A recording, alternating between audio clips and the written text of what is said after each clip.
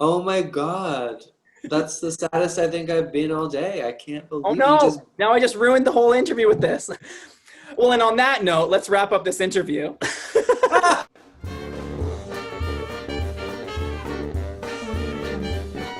Hello, everyone. I'm Freida Wales, and today I'm chatting with the undeniable talent and internationally loved Canadian drag clown Jimbo. We all watched with excitement as Jimbo made their way to top 4 of Canada's Drag Race, and amateur drag race reviews world over have been talking about their exit ever since, including TV Night with Freida Wales. That's me. Now on a mission to create the House of Jimbo show, I'm honored to speak with this lovable Canadian clown. Let's welcome to the tank, Jimbo. Hello, Frida. Thank you so much, Jimbo, for stopping by for a little swim. I know you're across the pond already, so. Oh my God, it's my pleasure. And I wanted to sing you some Michael Jackson just to, like Free Willy. Oh, yeah. Love me like a river Jordan, and I will then say to thee, I'll be your friend. Yes.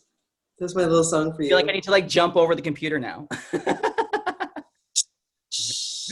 Currently, you're in the UK. What have you been up to while you're over there? Well, I've been drinking alone and eating candy. That's literally all I've been doing. Yeah, my friends are like, you're eating, right? Because I don't usually do the grocery shopping. And I'm like, yep, I've got all the candy I need. I've been eating candy day and night. And they're like, I think you need more food. And I'm like, no. Drag queens just live off candy and applause, don't they? I like that candy. And that laughter, that sweet laughter.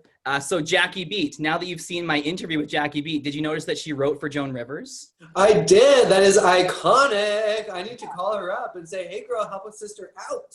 Yeah, she can write for you now because you're Joan Rivers pretty much. You're like the new Joan Rivers. Oh, thank you so much, Freida. Oh, I really, really appreciate that. I really, really do. So diving into Drag Race Canada as well. Sorry, Canada's Drag Race. Can't call it Drag Race Canada. So your exit, was that a planned moment? The essence of my performance and sort of my intention behind my performance is to really be as present as possible and to just sort of have fun in the moment. And so I didn't anticipate being in the bottom. I really did think I was going to win the whole competition. And I thought I was going to be in the top 3. And so I never planned to lip sync that night. I never planned to go home. I never planned to have the most iconic exit in Drag Race history. It just happened. I was devastated. I was at the highest height of my dreams coming true. I was top 4. I was working as a design challenge. I was, going to showcase on the runway in front of Michelle Visage herself. And I really thought I was going to wow the judges with my visual creations, and I was going to, be celebrated for the work I had done in the show to that point. And I thought I would be in the top 3, and I thought I would be lip syncing for my legacy, not my life. And I would have been lip syncing in my clown look with that reveal that I used in the end. And I would have been skipping all around, and I would have been having the most fun ever. And instead I was trapped in a fucking dress from hell, and my hair and my crown were woven as one. And so if I lost my crown, I lose my hair. If I lose my hair with no hair underneath, I'm a freaking bald mess. And I was like, no. And so when I got to the end of the runway, I was like, my balloon that I was flying over the Emerald City had a hole in it. And I was like, no! Why? Why? And I fell to my knees. And Like literally, it just happened right there. And I was devastated. And so, there's very few times in your life you can really fall to your knees and scream why to the sky, to the God, to the universe, and truly mean it. And I really, truly meant every ounce of that. And so, I think that's what people, some of the other drag queens, they said that's how everyone feels at the end. But everyone else tries to keep their shit together and say something funny. So I just instead went with the feeling of devastation and screamed why, and then I said, fuck you! That was so good as you're crawling away. So how does it feel to be the meme queen of the season? Like, you definitely made the most memes. You left a big impact on the drag culture. Well, I think that I did my job. I'm a drag queen and a clown, and I was on a TV show, and I wanted to entertain people. I wanted to take advantage of my moment in my greatest dream. That's honestly, the culmination of years upon years upon years upon years of work, work on myself to be confident enough to be on a stage such as that, work on my skills as a designer and as a garment constructor, maker, builder. My years of work in a cabaret as a performer, doing improv and being present and owning my mistakes and, allowing myself to be free and crazy. And so really the show was this ultimate showcase and pinnacle of success. And so, yeah, I mean, I was absolutely devastated when it ended, but so incredibly grateful for the opportunity and to be received and loved as well as I was. So, Was there anything memorable that happened that didn't make it on air? yeah, in my pageant look, they tore me to shreds in that pageant look. I had been, not feeling very well and upset. And, I was not in the very bottom where I had to lip sync. But I was still sad. And at the end of the episode, they make us all go on the stage and dance around. Yeah. And one of the sisters is just dead and gone. And, I've been torn to shreds after, trying to be beautiful. And so I just thought, fuck, I don't feel like just dancing around and pretending like everything's great. So I started to spin in a circle. I let my train out of my dress and I spun and I spun and I spun and I spun and I spun and I spun and I spun. And I just made this like 7-foot dirt devil tornado of ostrich feathers. And then I lost my balance and I fell on the stage and my hair, the whole top of my hair popped off.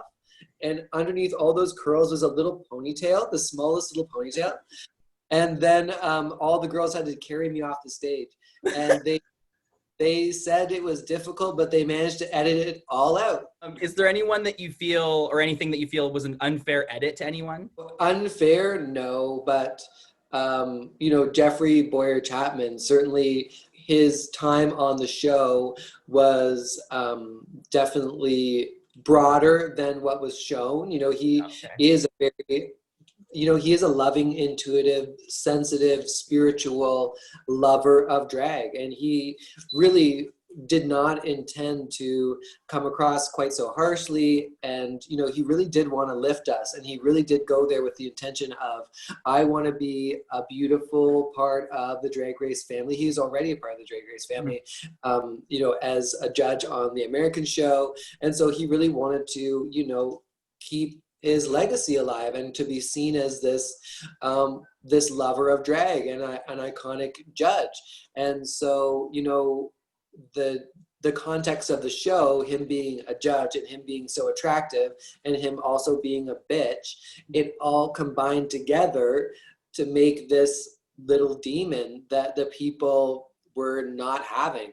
And so I hope that the next season everything comes together and there's a balance achieved where he's able to be a judge and to serve critiques, but at the same time to be loved and seen for the person that he is, which is a very kind, supportive, loving part of the Drag Race family. And so, that was the saddest part for me, was seeing, and also my fellow sisters, like someone like Rita, she really didn't get to enjoy a lot of her time in the top 3 or some of her wins because there was so much negative backlash.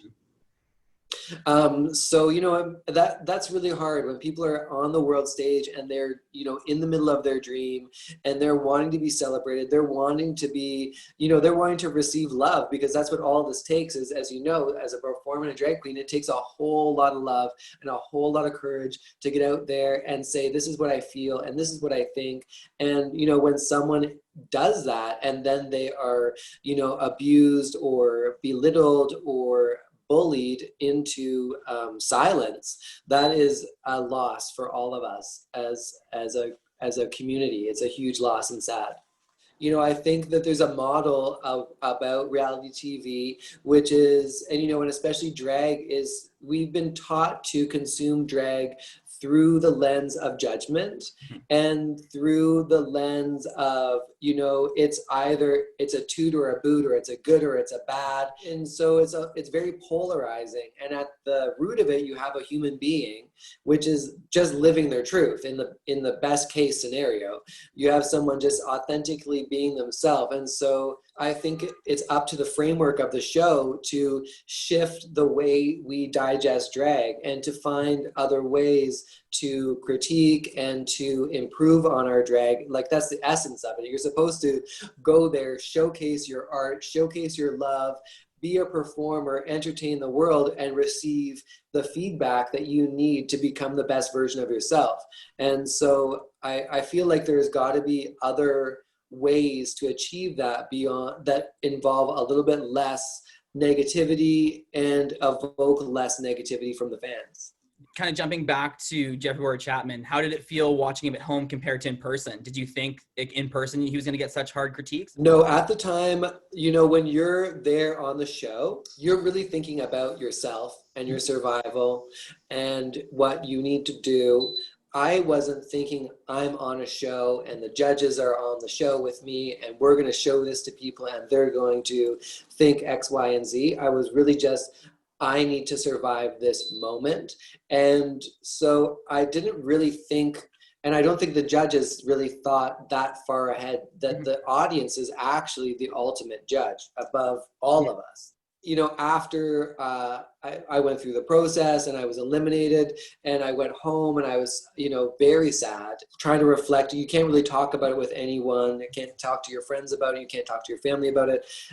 So it's a lot of internal struggling. You're just alone with it. And everything inside of you has changed, but the world around you doesn't know yet. And it's so, it was in that time I did wonder, okay, it felt like this for me. It felt harsh. It felt, intense. I didn't get the reactions and the responses that I necessarily had hoped for. And so I did really think like, oh, I hope that the audience responds the way I had hoped they would. And so that was the biggest thing for me, was to finally get the response from the audience and to hear their support and to hear their love and to really understand that, oh yeah, that was just the opinion of 3 people and there was millions of opinions and people love it and they hate it and there's a huge conversation. And so that was the biggest, coolest thing, was the big conversation that started after the show. Did not getting to meet RuPaul in person affect your experience on Drag Race at all? No, I think that there's too much power put on RuPaul. It's, RuPaul is a drag queen and she happens to be the most famous, amazing mother of all drag queens, but she's also just one person. And drag is universal, and it's about a universal message about self-expression, about love, about visibility, about truth, about the celebration of the human experience and the ability that we have as people to own our experience and to sort of do our best to shape our lives in such ways that we're able to tell our story and to inspire others. And so that power lies mostly with the audience and not with RuPaul. And so, to do the show without an audience, that would be the end. The show will go on without RuPaul because it's rooted in art, it's rooted in connection, and it's rooted in self-expression. And those can be celebrated by anybody that wants to celebrate them. And, of course, I wish RuPaul was there. And of course, I thought, and I still wonder, did she watch and what did she laugh? And, was she entertained? But, she's just another person on this planet. And, I respect her to no end. And I hope that she watched and laughed and loved it. I really do. But it wasn't it wasn't necessarily, the be all end all. And last kind of Drag Race question, would you be interested in doing an international All-Stars? I would be interested in any form of connection anything. I want to be in movies. I want to be on Saturday Night Live. I want to be, touring the world as an international clown. I want to be on All Stars. I want to be a judge. I want to be RuPaul herself. Like my dreams are infinite and many, and I want to do basically as much as I can in this world to enjoy myself, to spread love, to connect with people, and to be, a citizen and an entertainer of this entire world. That's what I would love, is to have a platform where I can connect and spread joy and spread love and levity and light. So now a little personal question. Were you always a clown character when you started drag, or did it grow like an infection? Ooh, like an infection with no cream. My interest in drag really started just in my interest in the feminine. And so, as a young boy growing up in London, I didn't really know about drag queens. It was only, later in my early teen years that I knew of RuPaul and the notion of there was a man that looked like a woman. Mm-hmm. And that was so amazing to me and exciting. And I remember, that he was basically the only example I had of drag and drag queens. And so I remember just the fascination with the fact that he looked so feminine but was actually masculine and a man underneath, and that was accepted in the world. And so I was like, wow, that's really cool. And I never thought, oh, I'm going to do that too. I just was curious about it. And my dad really beat out of me, luckily not actually, mostly mentally and emotionally, the things that were feminine or things that were considered to be a challenge to my masculinity or my development as a young boy. He hated those things, and we weren't allowed to have girly things. If he could tell that I liked something and was feeling myself in something because the sleeve was a bit flowy, or I had stretched it out the bottom with my knees to make it kind of more like a little dress. My brother and I loved wearing these oversized shirts that we would stretch out, and I think it was to have that fabric flow around you. That was when I was young and I was innocent and I was allowed, briefly to explore those things. My brother and I hid in our basement, and we hid from my father, and we played in dresses and we experimented. And then that became a very negative thing. It became something very embarrassing. When I was in high school, if I had friends over and my mom ever said, hey, do you remember when you and your brother used to go in the basement and dress up in my clothes? Death. Yeah. Dead. I was like, no, Mom, how could you betray me? How could you say that? Don't ever tell anyone I did that. And, it was only until I became a performer and a clown and really allowed myself to be myself and to be myself fearlessly that I decided, okay, it's okay for me to like feminine things. It's okay for me to be a guy that loves dresses, that loves putting on women's underwear and women's corsets and fishnets and feeling the fantasy and wearing little panties with zippers. That doesn't have to be a dirty, bad thing. Those are items of clothing that exist in this world, and they are powerful items. And, that's the problem, is that, they hold so much power that, people think, oh, you need to be this something, or you need to hide this because it's wrong. And it's like, no, these are totally powerless items that we give power to.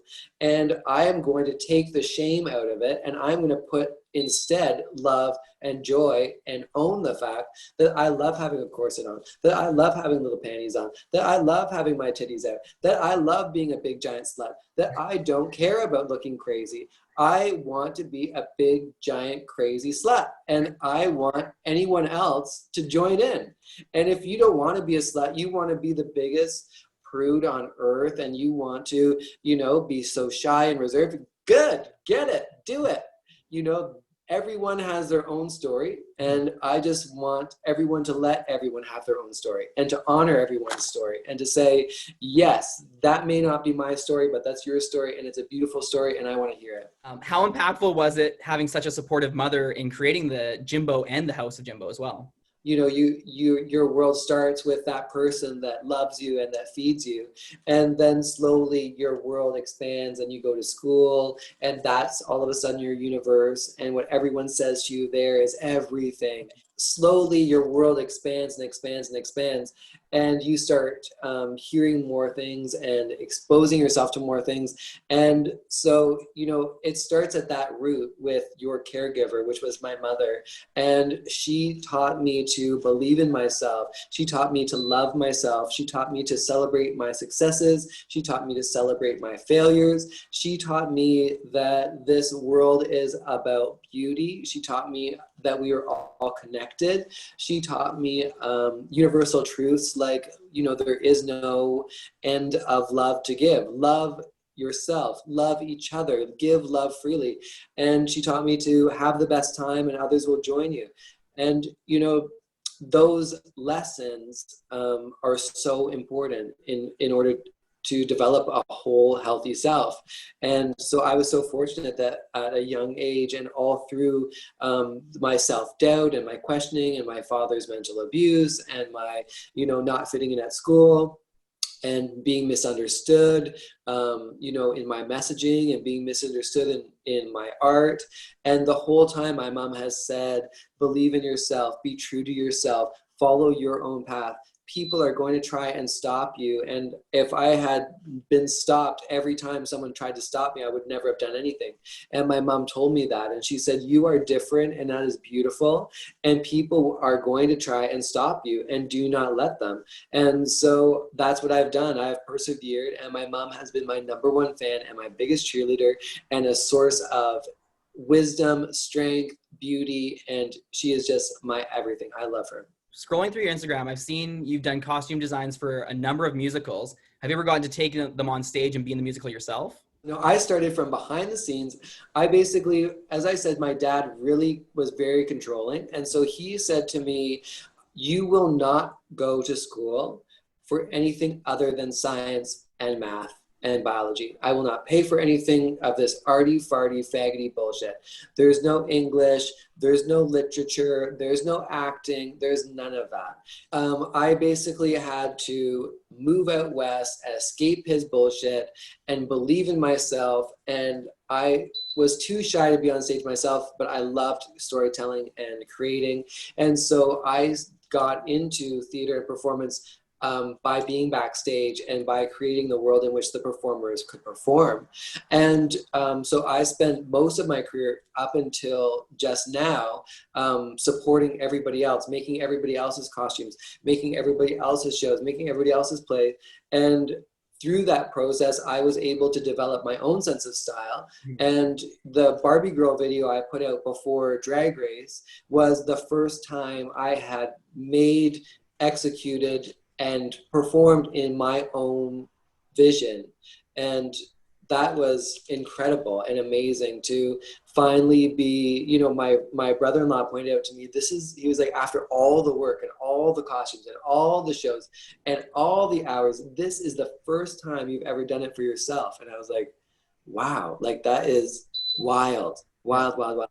And so, no, I was never the one performing. I was always the only one that could do all the shit that needed to be done in order to let someone else perform.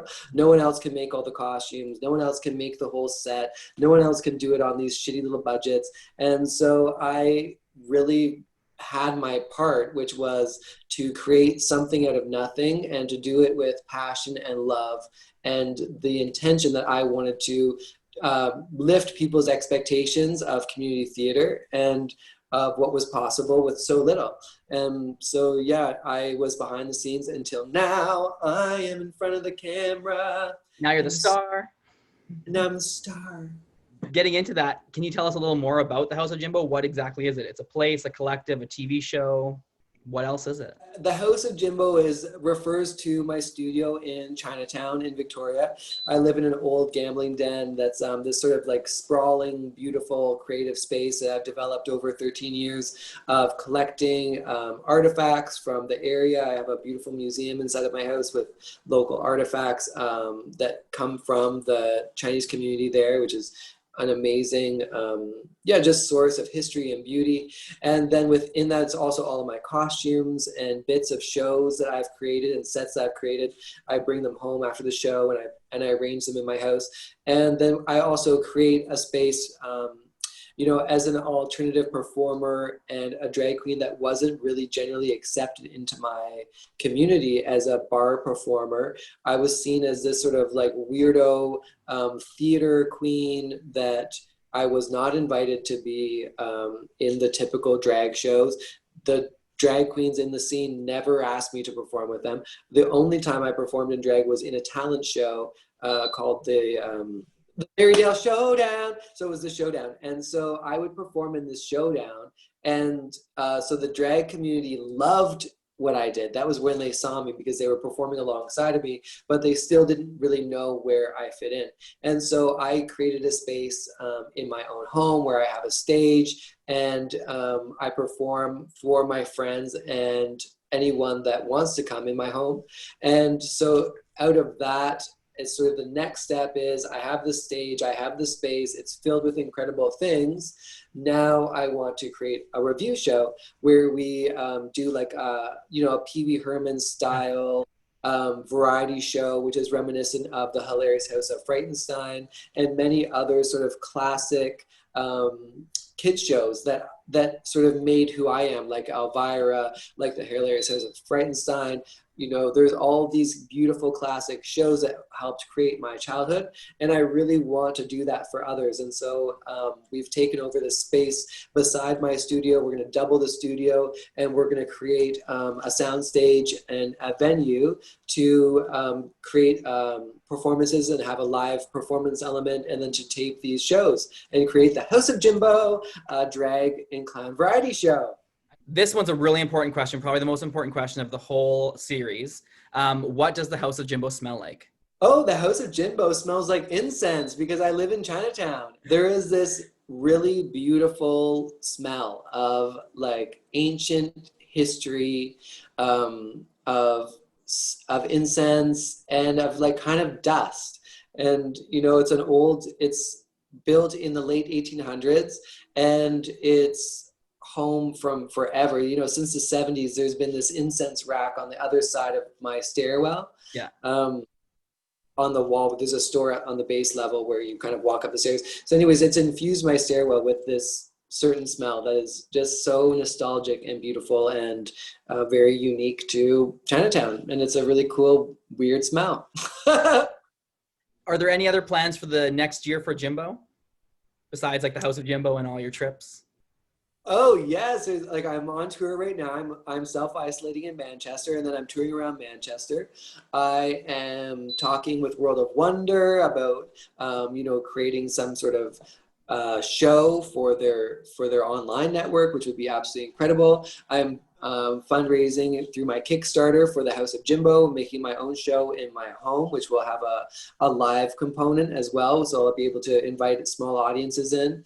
And I'm also going to be touring to Ontario to perform in Toronto and Montreal for Halloween. And I'm also going to be touring to Australia. And so, yeah, my plan is global domination through love and art. The last thing I always like to ask all my guests that stop into my tank is to do a whale calling.